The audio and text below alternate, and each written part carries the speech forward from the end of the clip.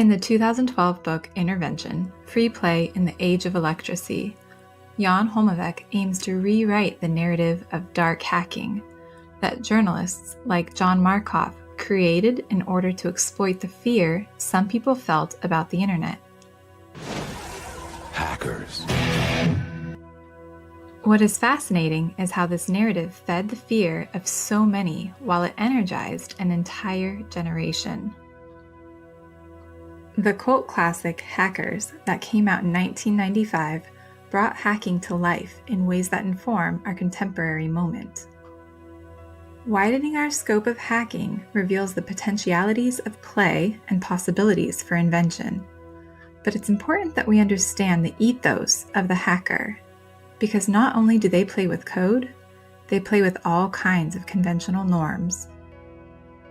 Holmevik points this out, quote, "Seeing the computer as a ludic space in this way affords us a better opportunity to understand how it came to hold such a fascination for hackers and how they ended up making it their own unique bricolage." Hackers are the ultimate bricoleurs.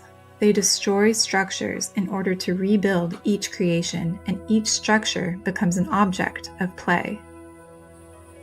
So what exactly do they play with? Systems. What post-structural theorists teach us is how every system is vulnerable for the sole reason that it is a system. In other words, every system is a man-made assemblage of signifiers.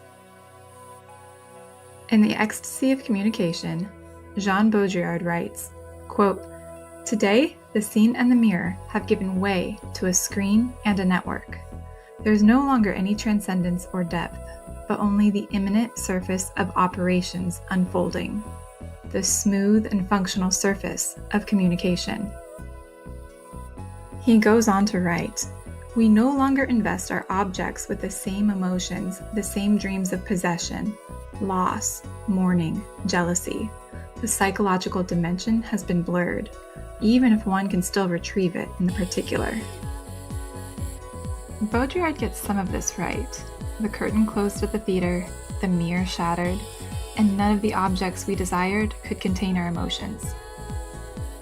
But where Baudrillard fails, and thinkers like Greg Ulmer and Jan Holmevik triumph, is in their willingness to play the game. The free play that Derrida speaks of in his famous essay, Structure, Sign, and Play, is only possible when you realize the relationship between signifier and signified is constructed.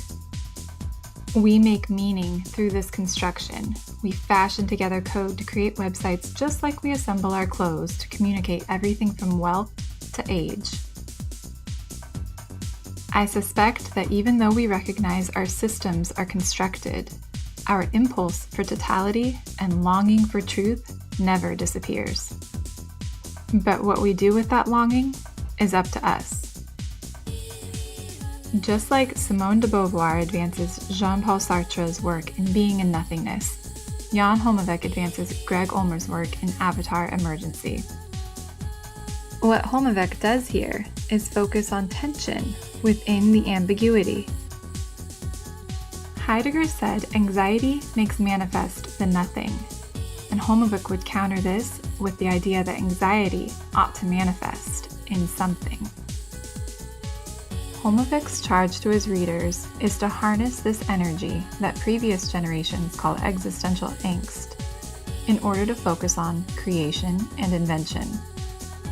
If we do this, especially in the realm of play, we will meet the consequences of our choices again and again in ways that allow for our real-world decisions to matter. The abundance of signifiers demands that we play like hackers, play like children, play like sophists, and play like our world depends on it.